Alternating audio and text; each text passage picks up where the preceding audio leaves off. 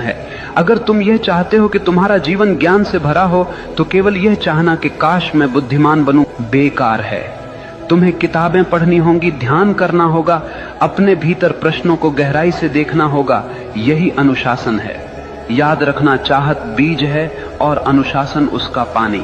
बीज कितना भी महान क्यों न हो, अगर उसे पानी न मिले तो वह सूख जाएगा। ठीक वैसे ही तुम्हारी चाहतें बिना अनुशासन के मर जाती हैं। आज दुनिया में लाखों लोग सपने देखते हैं, लेकिन केवल वही लोग सफल होते हैं जिनके पास अनुशासन है, क्योंकि सपनों को हकीकत तक पहुंचाने का काम केवल अनुशासन ही करता है।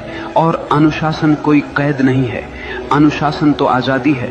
आजादी इस बात की कि तुम अपने ही आलस्य, अपनी ही कमजोरियों और अपने ही डर से मुक्त हो जाओ। देखो, एक नदी जब तक बह रही है वह जीवन देती है, लेकिन वही नदी अगर बिखर जाए, फैल जाए तो केवल कीचड़ बन जाती है। अनुशासन नदी के किनारों जैसा है, जो तुम्हारी ऊर्जा को दिशा देता है, गहराई देता है और तुम्हें तुम्हारे मंजिल तक ले जाता है।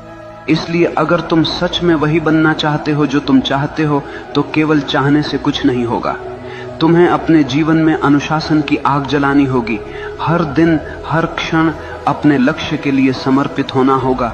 और जब चाहत और अनुशासन मिलते हैं तो चमत्कार होता है। तब मनुष्य वही बनता है जो वह चाहता है।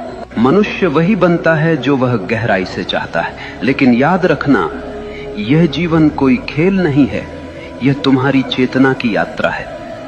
अगर तुम अपने भीतर नीच विचार रखोगे तो तुम जीवन को नरक बना लोगे, और अगर तुम अपने भीतर ऊंचे विचार, गहरी चाहत और अनुशासन रखोगे तो यही जीवन तुम्हें स्वर्ग बना देगा। सवाल ये नहीं है कि दुनिया तुम्हारे खिलाफ है या साथ में है, सवाल ये है कि तुम अपने साथ हो या नहीं।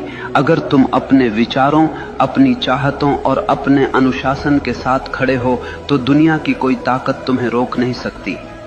याद रखना, भाग्य बाहर से नहीं आता, भाग्य तुम्हारे भीतर से जन्म लेता है। जैसे तुम सोचते हो, जैसे तुम चाहते हो, जैसे तुम जीते हो, वही तुम्हारा भविष्य बनता है। तो उठो, अपने डर को छोड़ो, अपने संदेह को जलाओ, अपनी चाहत को इतना गहरा बना लो कि वह तुम्हारी हर सांस में समा जाए, और फिर देखना पूरा ब्रह्मांड तुम्हारे रास्ते को साफ करने लगेगा।